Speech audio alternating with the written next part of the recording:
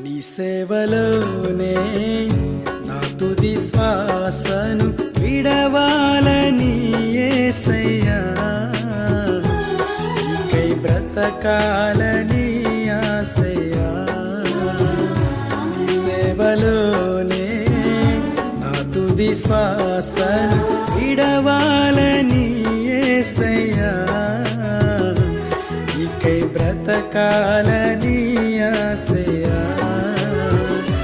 నీవే నా ఆశయ్యా, నీవే నా శ్వాసయ్యా, నీవే నా సర్వము యేసయ్యా, నీవే నా ప్రాణము యేసయ్యా.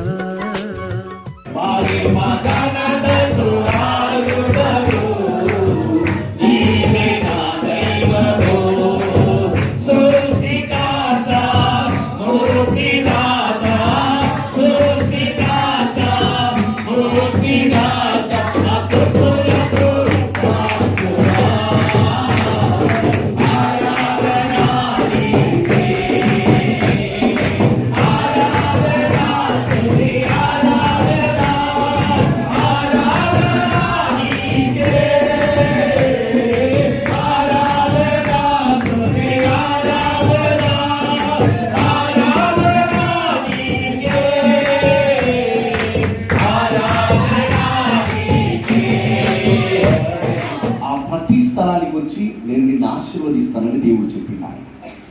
పాత నిబంధన కాలంలో దేవుణ్ణి జ్ఞాపకం చేసుకునేటువంటి స్థలం ఏంటంటే బలిపీఠం. బలిపీఠాన్ని కట్టి బలులు అర్పించి దేవుని యొక్క సన్నిధిలో దేవుణ్ణి జ్ఞాపకం చేసుకునేవాడు. వాక్యం చెబుతుంది, బలిపీఠం దగ్గర ఏ కార్యక్రమం జరిగినా దేవుడు స్పందించేవాడు. పాత నిబంధనలో దేవుడు స్పందించి మనుషులు అర్పించిన బలులకు దేవుడు జవాబునిచ్చేవాడు. ఇక్కడ వాక్యంలో రాయబడింది, బలిపీఠం దగ్గర ఒక వ్యక్తి కట్టుకుంటే దేవుడు చేసే కార్యం ఏంటంటే కట్టబడ్డ ప్రతి స్థలానికి వచ్చి దేవుడు దీవిస్తారని వాగ్దానం చేసింది ఆయన. అగ్ని ఎందుకు లేకుండా పోయిందయ్యా ఇశ్రాయేలు దేశాలంటే బలిపీఠం కూలిపోయింది.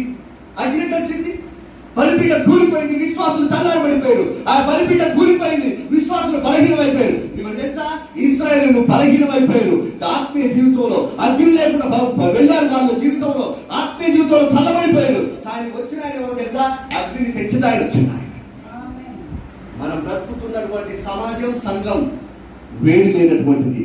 వేడున్న దైవజనుడు కావాలి, అర్జునుడు దైవజనుడు కావాలి. ఇలానే బైబిల్లో రాయబడ్డ మాట తెలుసా, ఎక్కడ ప్రార్థన ఉంటే అక్కడ అర్జునుడు ఉన్నది. ఇగో 120 మంది పెట్టుకొస్తున్నారా, వాళ్ళు ప్రార్థన చేశారు. ఇగో బైబిల్లో రాయబడింది, అగ్ని లాంటి నాలుకలు వచ్చి వాళ్ళ తల మీద రాళ్ళేని దేవుని యొక్క వాక్యంలో రాయబడింది. ఎక్కడ ప్రార్థన ఉంటే అక్కడ అగ్ని, ఎక్కడ ప్రార్థన ఉంటే అక్కడ ఆశీర్వాదం, ఎక్కడ ప్రార్థన ఉంటే అక్కడ నడిపింపు. సేవకుడు ఎక్కడ ఫెయిల్ అయ్యాడంటే ప్రార్థన కంటే ఫెయిల్. సేవకుడు ప్రార్థన చేయాలి. అందరి ఒక మాట చెప్పి ముగిద్దాం. అందరు నాతో పాటు చెప్పండి, నోటిలో ప్రార్థన. కొద్దిగా గట్టిగా చెప్తామండి, గట్టిగా చెప్పాలి. నెత్తి మీద అగ్ని చెప్పాలి. ఎక్కడ ప్రార్థన చెప్పాలి. 120 మంది నోటితో ప్రార్థించారు, నెత్తి మీదకి ఏమొచ్చింది? అగ్ని వచ్చిందని బైబిల్లో రాయబడింది. ఏ సేవకుడి నోటిలో ప్రార్థన ఉంటుందో ఆ సేవకుడి నెత్తి మీద అగ్ని ఉంటుంది. ఏ విశ్వాసి నోట్లో ప్రార్థన ఉంటుందో ఆ విశ్వాసం నెత్తి మీద అగ్ని ఉంటుంది. ఏ సంఘం నోట్లో ప్రార్థన ఉంటుందో ఆ సంఘం మీద అగ్ని దేవుడు తీసుకుని వస్తాడు ఆయన. దైవజనుడు ఎప్పుడు దేంతో ఉండాలా చెప్పండి, పనిచేయాలండి.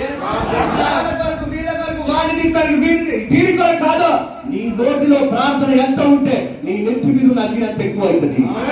అందుకే ఈ సంవత్సరం మన నోరుని ప్రార్థనకు వాడితే మన నెత్తి మీద దేవుడికి అగ్ని చూస్తాం, దేవుడి కార్యాలు మనం అనుభవించగలుగుతాం. దేవుడి మాట దీవించును గాక.